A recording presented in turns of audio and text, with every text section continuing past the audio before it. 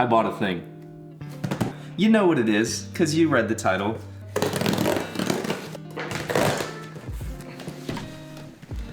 Whoa. Oh, look at that! Look at that! Okay, so obviously this is the Blackmagic DaVinci Resolve Micro Panel. This is the smallest one that they make. I've really been wanting to get one of these for a very long time. I'll make another video probably a month or two from now when I've actually used it a ton and have a lot more to say about it, but let's do a little first impressions video on the Blackmagic Micro Panel.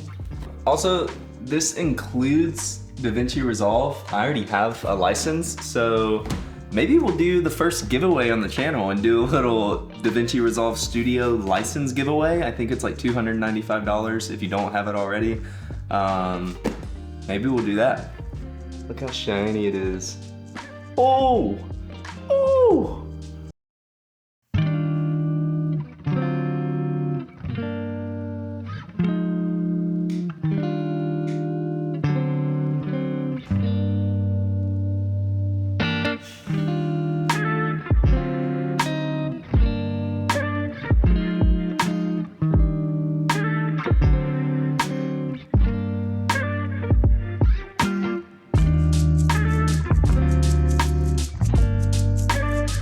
Okay, so it's been about a week. I got the panel set up on my desk in kind of the most efficient way I could figure it out. As you can see, I do have my keyboard here because there's some stuff not in the panel that I do still need access to, and we'll get into that in just a minute. But before we get into my thoughts, my first impressions, and how I feel like this is gonna change or be implemented into my workflow, I do just want to go through all the buttons and functions on the panel so that if you are wanting to get one of these, you can kind of see everything it can do, everything it can't do, and make that decision for yourself. So let's jump in and run through everything this panel can do, as far as I know.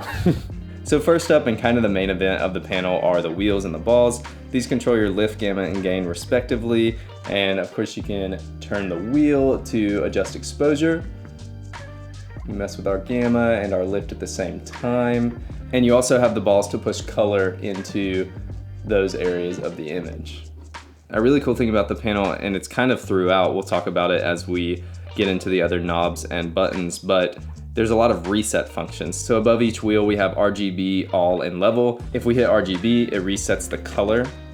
And if we hit level, it resets the luminance.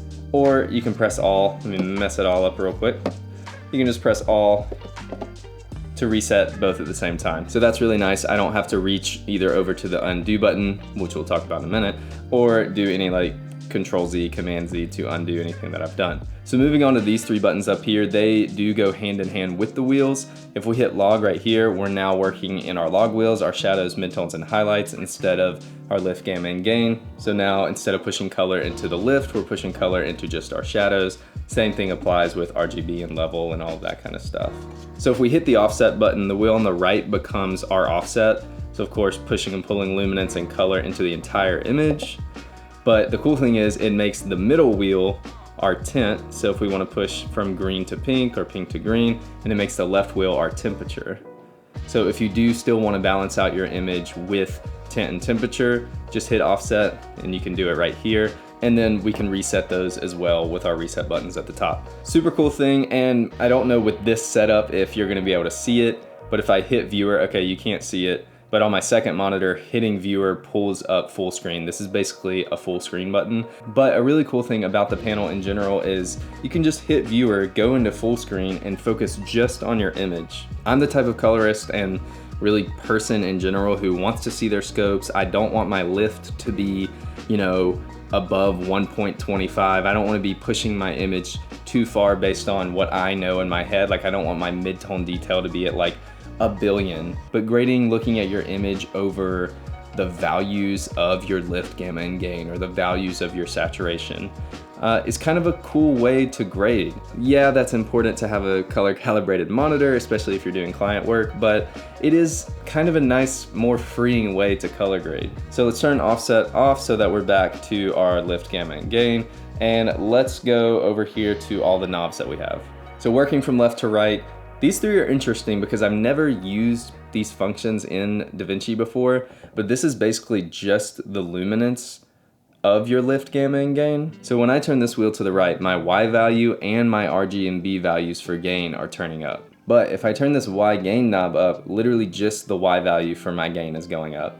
I'm not gonna lie to you, I never work like that in DaVinci, so I don't really know the difference that it's making.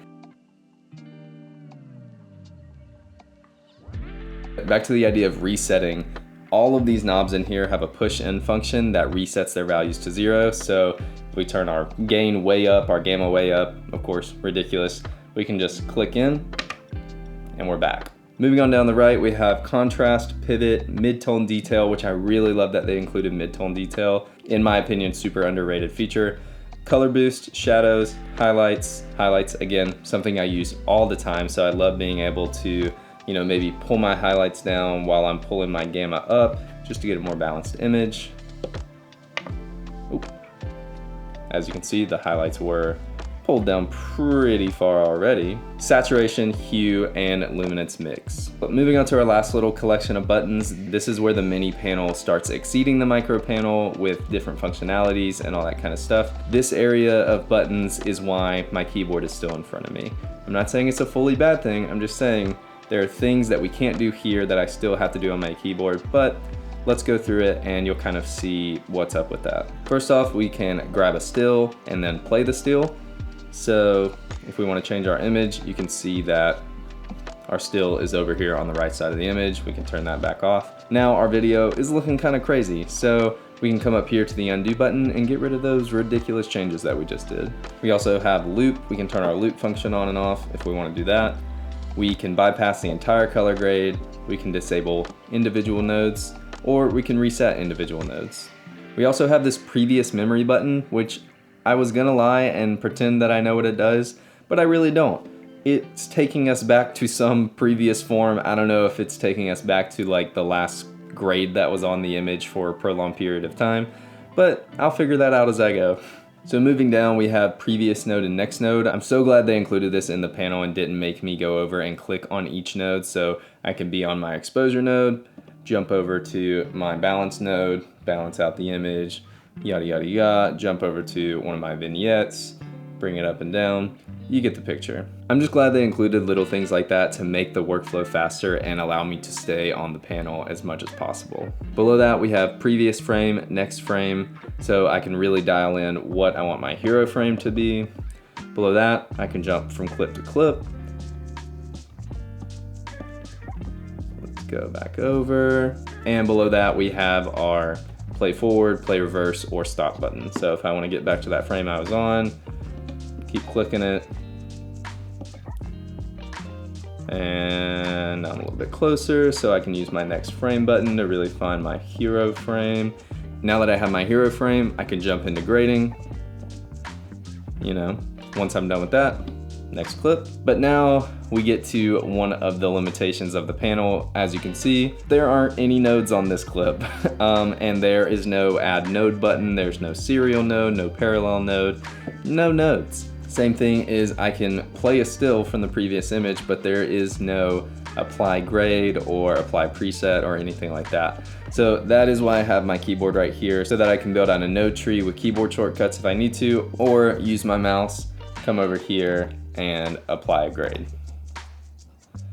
So obviously there are some limitations and things I wish they would have included on the panel, but there's a lot here and there's a lot you can do here. So yeah, there's a lot of cool stuff in the panel.